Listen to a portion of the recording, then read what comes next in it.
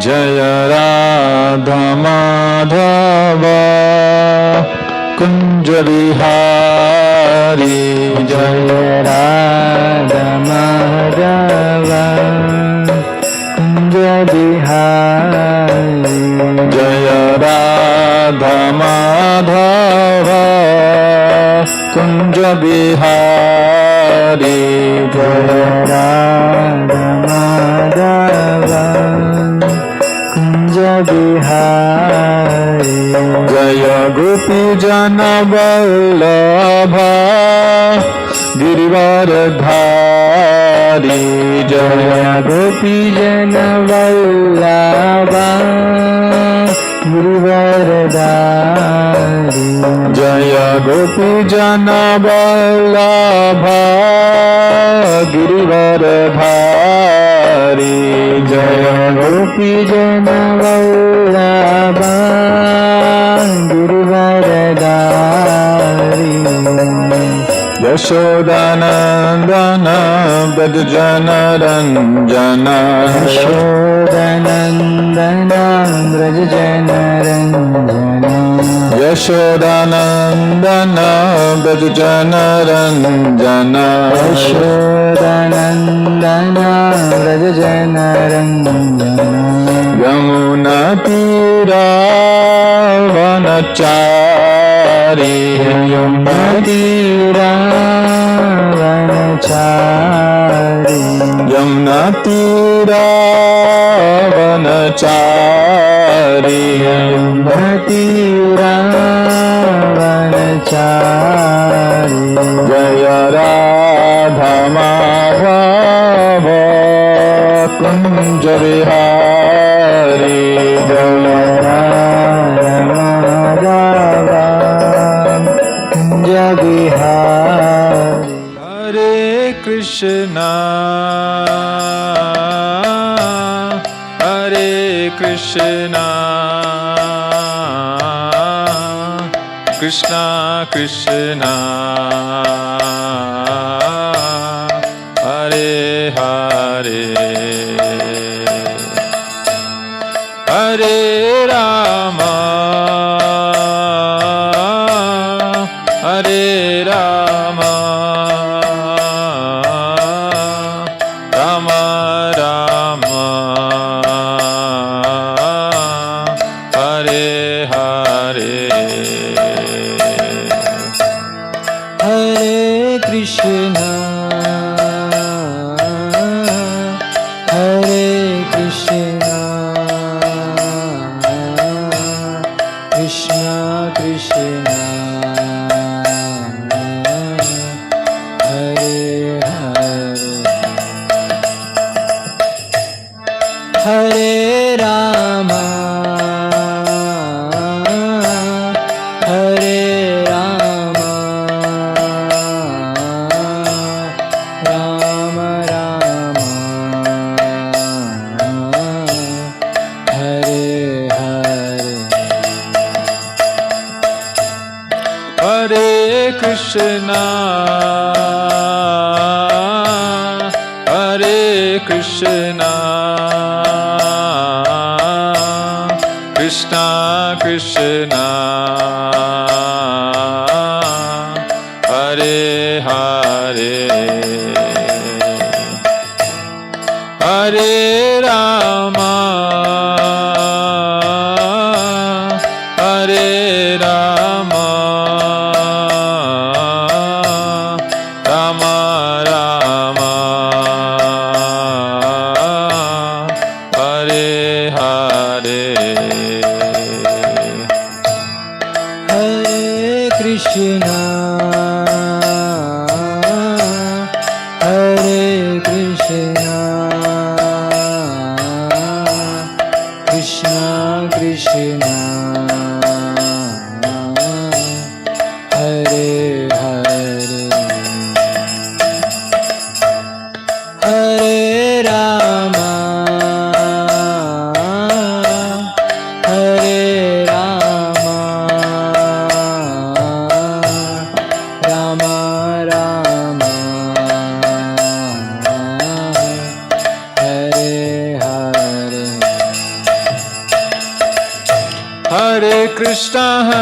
Krishna, Krishna Krishna, Hare Hare, Hare Rama, Hare Rama, Rama Rama, Hare Hare, Hare Krishna, Krishna Krishna, Hare Hare, Hare Rama, Rama Rama, Hare Hare, Hare Krishna, Krishna Krishna, Hare Hare, Hare Rama, Rama Rama, Hare Hare, Hare Krishna, Krishna Krishna, Hare Hare, Hare Rama, Rama Rama, Hare Hare, Hare Krishna, Krishna Krishna, Hare Hare, Hare Rama, Rama Rama, Hare Hare, Hare Krishna, Krishna Krishna, Hare Hare, Hare Rama, Rama Rama, Hare Hare, Jaya Krishna Balaram, Jaya Krishna Balaram, Krishna Balaram, Jaya Krishna Balaram, Balaram, Jaya Krishna Balaram, Krishna Balaram, Jaya Krishna Balaram, Jaya Gauranitai, Jaya Gauranitai, Gauranitai, Jaya Gauranitai, Jaya Gauranitai, Jaya Gauranitai, Gauranitai, Jaya Gauranitai, Jaya Jaya Prabhupada, Prabhupada, Prabhupada, Prabhupada, Jaya Jaya Prabhupada, Prabhupada, Prabhupada, Prabhupada. Om Ajnanatimirandasya Jnananjanashalakaya Chakshurunmilitam Yena Tasmai Shri Gurave Namaha.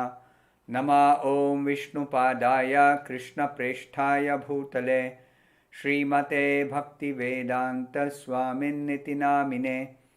Namaste Saraswate Deve Gauravani Pracharine Nirvishesha Shunyavadi Paschatya Deshatarine.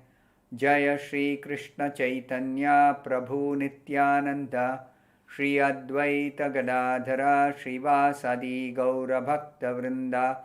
Hare Krishna, Krishna Krishna, Hare Hare, Hare Rama, Rama Rama, Hare Hare. Bhagavad Gita, chapter 4, verse number 7. Yada yada hi dharmasya glanir bhavati bharata abhyutthanam adharmasya tadatmanam srijamyaham. The meaning of this verse: whenever and wherever there is a decline in religious practice, O descendant of Bharata, and a predominant rise of irreligion, at that time I descend myself. So Krishna is speaking to Arjuna. Here, dharma and adharma, two words have been used. Dharmasya glani, decline in religious practice. So, what is exactly meant by dharma in this context? Religion or religious practice. Dharma actually is not something which can be manufactured by any person according to his convenience. No. Principles of religion are given in the Vedas, and any discrepancy in the matter of properly executing the rules of the Vedas makes one irreligious. Adharma. Adharma means somebody who does not follow the Vedic rules and regulations as given by God, and does not follow means breaks the principles, goes against the Vedas. Now, only the Lord can give us the principles.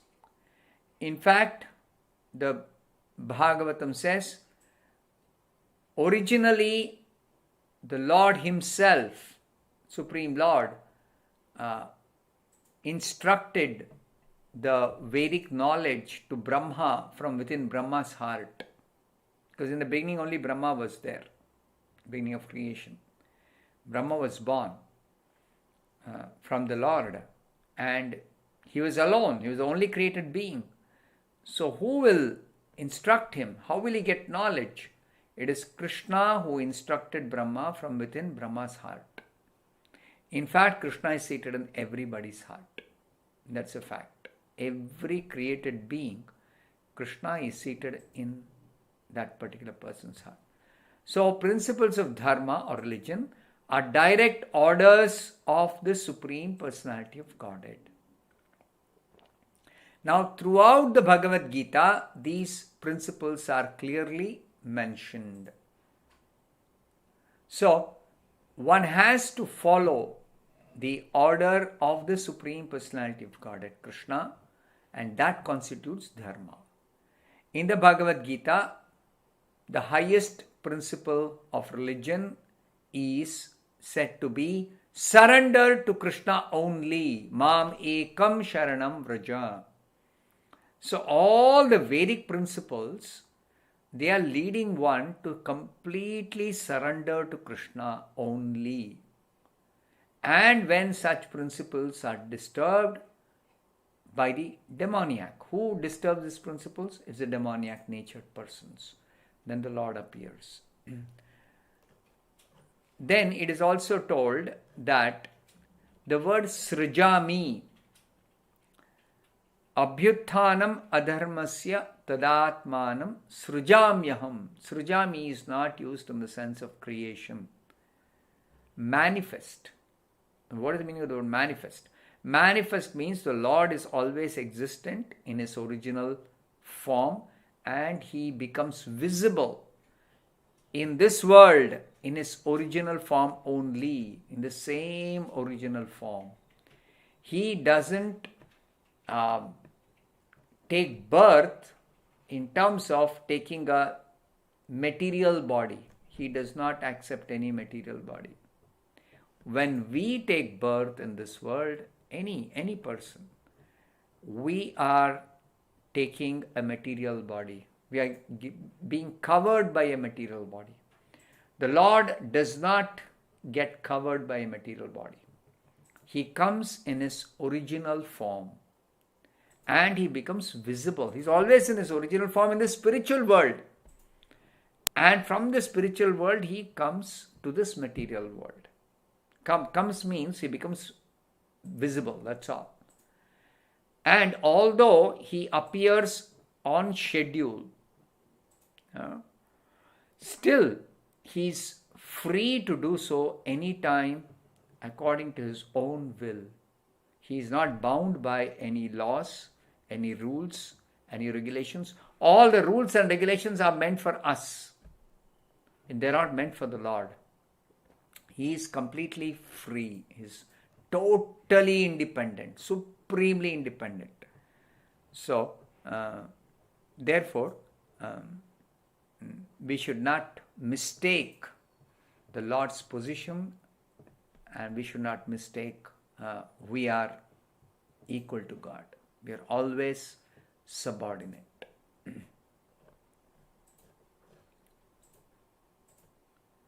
Bhagavad Gita, 4th chapter, 8th verse. Paritranaya sadhunam vinashaya cha dushkrutam dharma samsthapanarthaya sambhavami yuge yuge. The meaning of this verse: in order to deliver the pious and to annihilate the miscreants, as well as to re-establish the principles of religion, I advent myself millennium after millennium. Yuge yuge. So here Krishna tells three purposes for which he incarnates. In the previous verse, Krishna spoke about when does he incarnate. Whenever there is discrepancy in following the religious principles. Now, here he says, whenever he comes, there are three purposes. Paritranaya sadhunam. Sadhu here refers to devotees. That is the definition given in the Bhagavad Gita. Bhajate mam ananya bhak sadhur eva samantavyaha. Who is a sadhu? One who is a devotee, who is engaged unflinchingly, undeviatingly in devotional service of the Supreme Lord Krishna. Such a person is called a sadhu. Now, to protect such sadhus, Krishna appears, such devotees.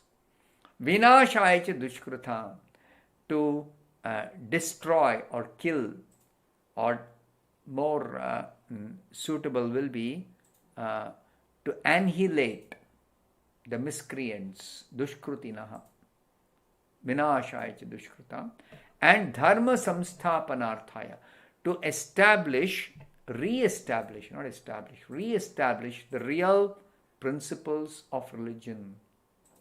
The real principles of religion. Because in this material world, there are so many distortions, so many speculations, so many concoctions introduced from time to time by different philosophers, different speculators, different scholars, and different kinds of people. They interpret the Vedas. They say, this is my interpretation, this is my viewpoint, this is my presentation. There can't be any presentation because these are laws of God, directly given by God. So there can't be any interpretation, there can't be any opinion, there can't be any viewpoint as regards Dharma. Therefore, the Supreme Lord directly speaks the Bhagavad Gita, directly instructs whenever he appears. Just like Matsyavatara, the Supreme Lord appeared in the form of fish incarnation. He directly instructed Satyavrata Muni, directly instructed. And like that, every incarnation, the Lord appears for these three purposes. Now, mainly he comes for the sake of his devotees, because these demons or miscreants can be killed by the Lord's agents. The Supreme Lord can empower Durga Devi to kill, can empower Shiva to kill Even the most powerful demon can be killed very easily by empowered agent of the Supreme Lord. So, he doesn't have to come for killing them. He comes for the sake of his devotees. Sometimes the demons, they harass devotees. Just like Hiranyakashipu, he was harassing Prahlad. Or Kamsa was harassing Devaki and Vasudeva. Devaki and Vasudeva are devotees. Kamsa is the brother of Devaki. Still, his own sister, he is harassing so much. So therefore, Krishna appeared to actually protect Devaki. But simultaneously, he will also kill this Kamsa to finish off that trouble that Kamsa is giving to Devaki. Or he appears as Narsimha primarily to protect Prahlad. But he also kills Hiranyakashipu. Then to re-establish the principles of religion, these principles of religion, again, the same understanding that was given in earlier verse, that principles of religion are given by the Supreme Lord. Cannot be manufactured by anybody else. Bhagavad Gita, 4th chapter, 9th verse. Janma karma cha me divyam evam yo veti tattvataha tyaktva deham punarjanma naiti mameti sorjuna. The meaning of this verse is, one who knows the transcendental nature of my appearance and activities does not, upon leaving the body, take his birth again in this material world, but attains my eternal abode. O Arjuna. So, Krishna is telling Arjuna, Janma karma cha me divyam evam yo veti tattvataha. One who understands in truth. What? Two things. The transcendental nature, divyam, of Janma and karma of Krishna. Janma means his birth or his appearance. And karma means his activities. Krishna is the Supreme Personality of Godhead. So, he appears as if he is taking birth as son of Devaki and Vasudeva. Rama is the Supreme Personality of Godhead. He appears as if he is taking birth as the son of the Kausalya and Dasharatha. Vamana is the Supreme Personality of Godhead. He appears as if he is taking birth as the son of Kashyapa and Aditi. So, this is just for our eyes, it appears like that. Actually, it is described, the Supreme Lord, Srijami, he manifests, he becomes visible in his original form, spiritual form, transcendental form. Then why these differences in the shape or the appearance to our eyes? Krishna's form appears different than Rama's form, or Narsimha's form appears different than Krishna's form, or Vamana's form appears different than Narsimha's form. Why these different forms? It's the same Supreme Lord, same transcendental form.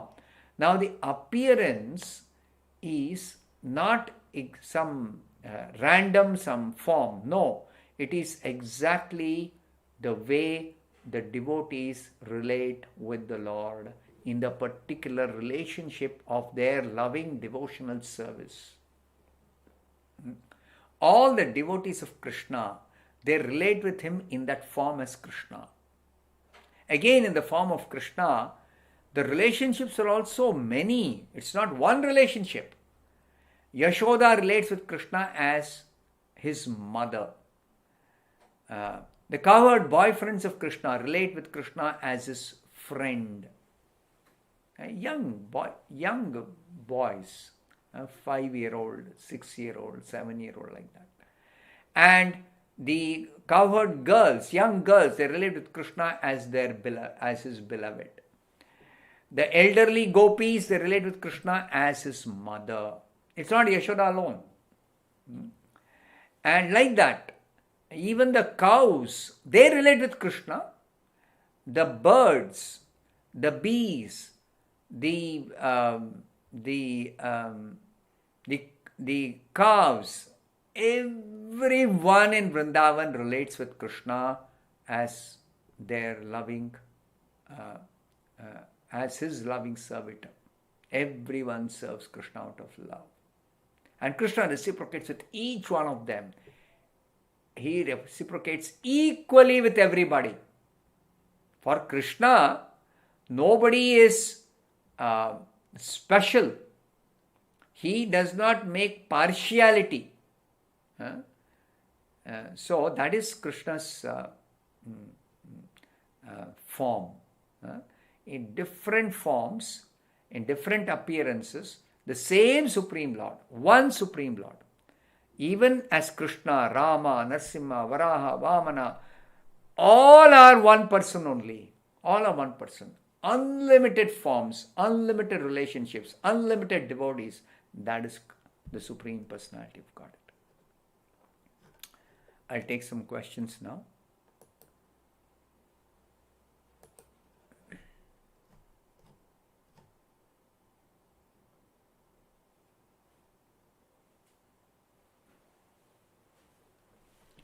It is said without differentiation between his form and self.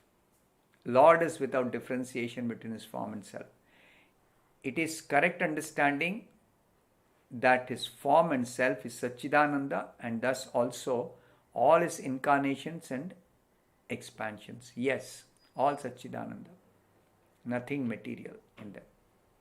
And there's no difference between his body and soul. There's no body as such, form, we say form, transcendental form, same as his self, as his spirit. Next question, is it correct to say that Lord's Prakriti and Swarupa are the same, where for humans, Swarupa is different as we grow older? Our form changes and the nature, our original nature is spiritual, but the nature of this form is material. So that's how our form and our self are different. Our Prakriti and Swarupa are different. Yes. Why? Next question. Why is Lord's appearance in his original eternal form considered as causeless mercy? Because without his appearance in his original form, we will speculate. How does God look? What is the form of God? Many people even say God is formless. Now, when he appears, he directly is becoming visible. Here I am. You don't have to speculate. Directly I am becoming visible with all the characteristics of God. Specific characteristics are there to identify God. Incarnation, avatara. Very specific characteristics are there. So, it is his mercy, because when he appears, then all speculation is finished, set to rest. And then the activities he performs, all are transcendental. His appearance is transcendental, his activities are transcendental, distinctly different from our activities. Activities of all other creatures is material. Activities of the Lord are completely spiritual. And then whoever comes in contact with the Lord is purified, completely purified, 100%. And even the demons who are killed, they are also liberated. They are also liberated. What to speak of others? Everyone is liberated simply by coming in contact with the Lord, by seeing him, by his glance, by serving him, by appreciating his beauty, by becoming attracted to him, by hearing him, by interacting with him. They all are delivered. So Lord's appearance is real mercy. We can't imagine how merciful the Lord is, because he is engaged in his pastimes with his devotees in his personal abode. Unlimited devotees are there. So he's always busy, but he also appears in this world. It's not that he's absent when he comes here, he's absent in the spiritual world. No. He's eternally present in the spiritual world. Sometimes he comes to this material world. But when he comes, it is his mercy. He delivers so many living beings. He speaks, instructs, he displays his pastimes which are going on in the spiritual world, of which we cannot get an idea by imagination. No, we can't get an idea by imagination. We have to hear from the proper source like scriptures, or if we are present during that time, we can witness those wonderful pastimes. So all this is his causeless mercy. Maharaj explained about Bhakti Lata seed. Yeah, there is something called Bhakti Lata Bija. What is that? It is said that the spiritual master, when he gives Diksha, when he initiates a prospective candidate for devotional service, a aspirant, somebody aspires to follow a spiritual master and perfect their life, then the spiritual master gives initiation or Diksha. What does that initiation involve? It involves sowing the seed of Bhakti, Bhakti Lata Bija, inside the heart. How does it happen? Actually, it happens by the spiritual master giving instructions and specific directions what one should do in order to practice spiritual life, make progress, and avoid certain other activities which are detrimental for spiritual progress. Both. Just like Srila Prabhupada has instructed us, and when initiates, we make a vow that we will chant 16 rounds of Hare Krishna mantra japa every day, and we will avoid 4 sinful activities every day. We will abstain rest of our life. So this is what Srila Prabhupada actually primarily instructs. In addition to that, there are so many other instructions for conducting ourselves as we practice and make progress. So all this constitutes what is called as Bhakti Lata Bija. That is sown in the heart means it is compared to a gardener sowing a seed of a particular tree, just like a mango tree. One may take the seed and sow it in the soil, and when the soil conditions are favorable and proper watering is done, and then proper care is taken, especially when it is tender, then it will grow into a nice tree. It will grow into a very nice tree. And finally, it will yield the fruit. Similarly, this Bhakti Lata Bija, when it is sown by the spiritual master, then of course our heart should be prepared for him to sow it. What is that preparation? That we are ready to follow the instructions.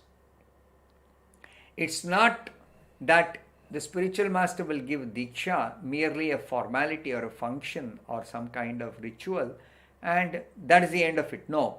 Initiation means the beginning. Just like sowing the seed is the beginning. So that has to be sown in a fertile ground where it will actually germinate. Similarly, our heart should be made ready by abstaining from the 4 pillars of sinful life. We should abstain from the 4. We should have practiced abstaining. We should have practiced chanting. Then, when the spiritual master gives Diksha, we can actually properly execute his instructions and then actually make real progress. And this watering is compared to chanting and hearing regularly this Hare Krishna mantra as well as the scriptural teachings, Bhagavad Gita, Bhagavatam. Regularly we have to chant and hear or read regularly, and also speak or hear. So this is required to nourish the Bhakti Lata Bija. So this whole thing is explained in teachings of Lord Chaitanya or Chaitanya Charitamrita. In that it is very nicely explained. More details are explained. Next question. All major incarnations of the Lord have been in the continent where India is presently situated. Is there any specific reason for choosing India as the land of descent? Now, Srila Prabhupada says it's not true that the Lord appears only in India. No. He appears whenever and wherever there is discrepancy in following the religious principles. But India is special because whenever the Lord appears in this Bharat Bhumi, the people here are ready to receive instructions at a higher level. Just like Srila Prabhupada says, the higher level of practice of Dharma begins with acceptance of the four social orders and four spiritual orders, Varna Ashrama Dharma. Of course, in Kali Yuga, it is impractical to follow Varnashrama Dharma. Therefore, Chaitanya Mahaprabhu, the incarnation for Kali Yuga, has given us Sankirtan Yajna.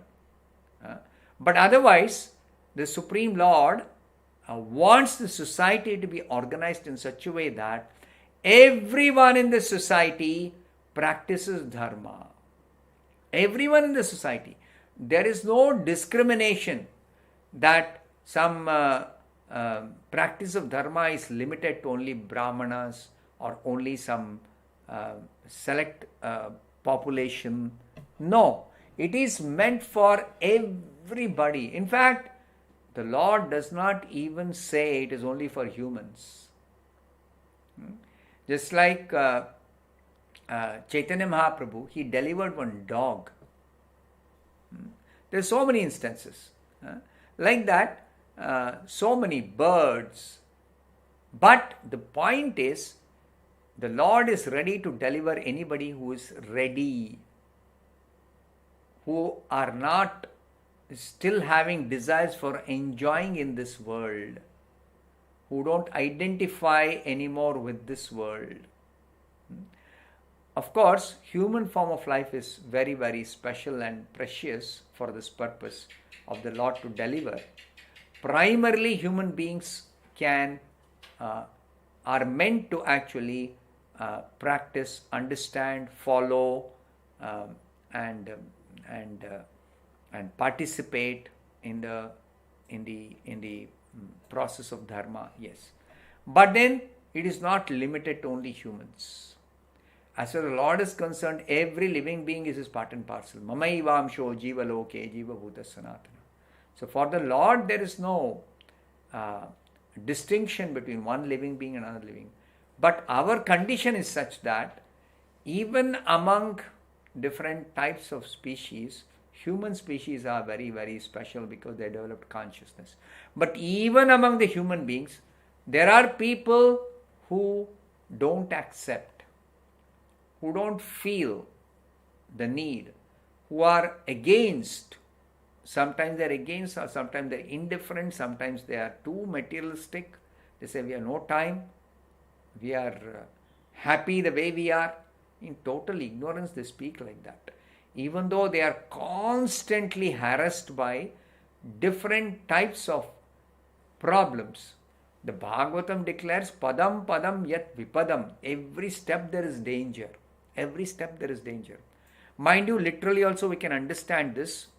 I have actually seen with my own eyes, somebody is walking on a footpath, perfectly hale, hearty, healthy. But a slip, a twisted ankle, or a wrong step, and then they fall down, break their backbone, and they are hospitalized, bedridden for 6 months. I mean, one of my friends, it happened actually, and I was a witness to that. He was walking with me. Suddenly his leg slipped. So literally it means every step there is danger. Literally it means that. Somebody is trying to board a bus. They keep a wrong step and fall down, and they unfortunately their head got injured and bleeding, and they died before they could reach the hospital. Just a wrong step, nothing else. So Shastra is not exaggerating. Every step there is danger. It's a fact. But there are people who are totally ignorant about it. They don't care, or they're so materially absorbed. They think, oh, we are enjoying life. Foolish people. So to wake up such foolish people also the Lord actually instructs. The scriptures are giving instructions. So I'll stop here. Thank you very much. Hare Krishna.